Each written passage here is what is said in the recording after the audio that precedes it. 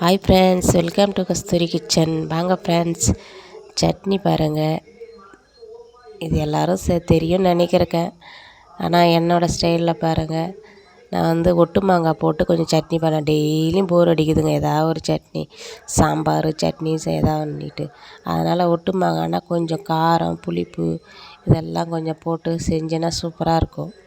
அதில் கொஞ்சம் புதினா தழை போட்டுக்கங்க, நல்லா வாசனையாக சூப்பராக இருக்கும். நான் இறக்கும்போது நம்ம ஒட்டு மாங்காயை போட்டு நல்லா லைட்டாக இந்த உப்பு காரம்லாம் ஏறினோடனே நம்ம சட்னி அரைச்சிடலாம், சூப்பராக இருக்கும். இது மேக்ஸிமம் இட்லி தோசைக்கு சூப்பராக இருக்கும் இது சாப்பிட்றதுக்கு.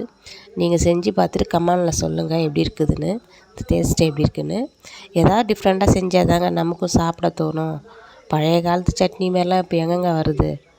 அப்போல்லாம் அந்த ஆட்டுற உரல்ல அதெல்லாம் சூப்பராக இருக்கும் செஞ்சு அங்கே பாருங்கள். நான் மிக்ஸி ஜாரில் தான் அரைச்சேன், ஆனால் சூப்பராக இருக்குது பாருங்கள். நீங்களும் செஞ்சு பார்த்துட்டு எப்படி இருக்குதுன்னு சொல்லுங்கள். சாம்பார் சட்னி ஏதாவது அவங்க இன்னும் சாப்பிட உக்காந்தாலே என்ன சாப்பாடு என்ன டிஃபன் தான் கேட்குறாங்க.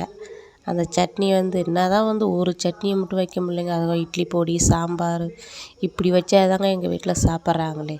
ஒரு ஐட்டம்லாம் அப்போல்லாம் பாருங்கள், அந்த காலத்தில் சாப்பாடு 3 வேளையும் சாதம் தான் எங்கள் வீட்டிலலாம். சாதம் அதுமாரி குழம்பு. ஆனால் எங்கள் வீட்டில் டெய்லி நான்வெஜ் இருக்குங்க, ஏதாவது மீன் குழம்பு கருவாட்டு குழம்பு அப்படி. இப்போ அப்படி கிடையாது. காலையில் டிஃபனு, மதியானம் லன்ச்சு, நைட்டு டின்னர் அப்படி ஆயிடுச்சு. ஏன்னா எல்லாருக்கும் ஒரு நோவு ப்ராப்ளம் மாரி அந்த நமக்கு உணவு சரியான உணவு போனாலே உடம்புல சில மிஸ்டேக்லாம் வருது. அதனால் எப்படி தான் செஞ்சு கொடுத்தாலும் அவங்களுக்கு அது பிடிக்க மாட்டுது. ஏதாவது ஒரு குறை சொல்லிடுறாங்க. உங்கள் வீட்டில் என்னென்ன மிஸ்டேக் என்னதுன்ட்டு கமெண்டில் சொல்லுங்கள். நான் பாருங்கள் சூப்பராக செஞ்சு வச்சிட்டேன். இது கொஞ்சம் காஞ்ச மிளகா கடுகுலாம் போட்டு தாளிச்சிட்டு நல்லா சாஃப்டான இட்லியில் ஊற்றி சாப்பிடுங்க, சூப்பராக இருக்கும்.